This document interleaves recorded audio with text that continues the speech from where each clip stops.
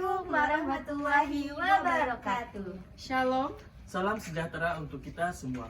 Halo semuanya, perkenalkan kami dari Kelompok 5. Baik, di sini kami akan membahas materi tentang penilaian kebutuhan perlindungan sosial ke depan.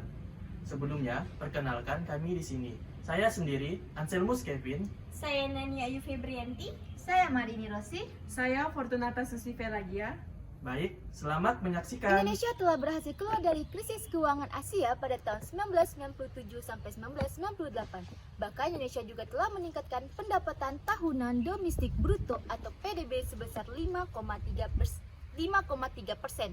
Hal ini juga yang membuat Indonesia semakin meningkatkan ambisinya untuk masuk dalam bagian ekonomi menengah dan masuk dalam 10 ekonomi dunia. Tetapi sayangnya untuk mencapai ambisi tersebut, Indonesia masih harus menghadapi beberapa tantangan. Salah satunya adalah Indonesia masih gagal dalam pembangunan ekonomi bagi masyarakatnya, dan Indonesia juga cenderung membiarkan masyarakat miskin tanpa berbekal keterampilan dan kemampuan untuk mereka bisa berkontribusi dalam pembangunan ekonomi. Hal ini juga yang membuat pemerintah harus meningkatkan jaminan sosial agar pemerataan dan pertumbuhan ekonomi tercipta bagi seluruh masyarakat Indonesia. Perbedaan wilayah di dimensi yang kuat terhadap kemiskinan dan kesenjangan di Indonesia. Perbedaan wilayah di antara perkotaan dan perdesaan dengan contoh faktanya adalah wilayah sebelah timur jauh lebih miskin dibandingkan wilayah lainnya, dan juga wilayah tersebut mempunyai jumlah penduduk yang lebih sedikit. Kemiskinan di Indonesia memiliki profil umur yang jelas tingkat kemiskinannya, dengan yang pertama adalah kemiskinan di kalangan anak-anak muda, dan yang kedua ada di kalangan orang tua. Meskipun angka kemiskinan tersebut menurun dengan jumlah penduduk di usia kerja dan menurunnya, tingkat kesuburan dapat mendorong penurunan hingga usia 15 tahun dan orang dewasa di atas usia 65 tahun sebagai populasi di antara usia tersebut, dan kematian bayi dan anak. Indonesia sedang mengalami transisi epidemiologis di mana penyakit tidak menular menjadi beban kesehatan yang lebih besar dibandingkan penyakit yang menular.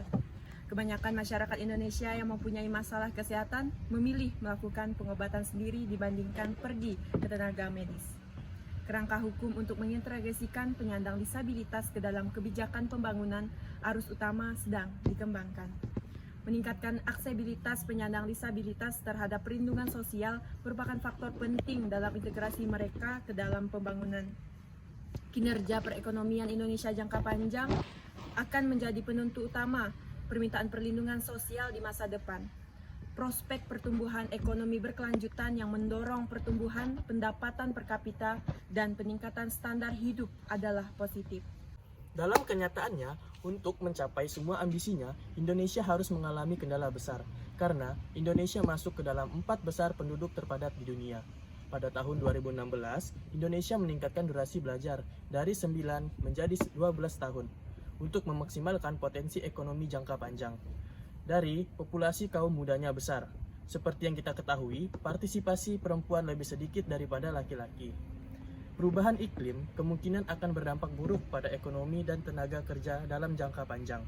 Dengan memasukkan perlindungan sosial ke dalam rencana pembangunan nasional, pemerintah Indonesia memaksimalkan potensinya untuk memainkan peran pendukung, baik dalam melindungi pekerja maupun meningkatkan produktivitas jangka panjang.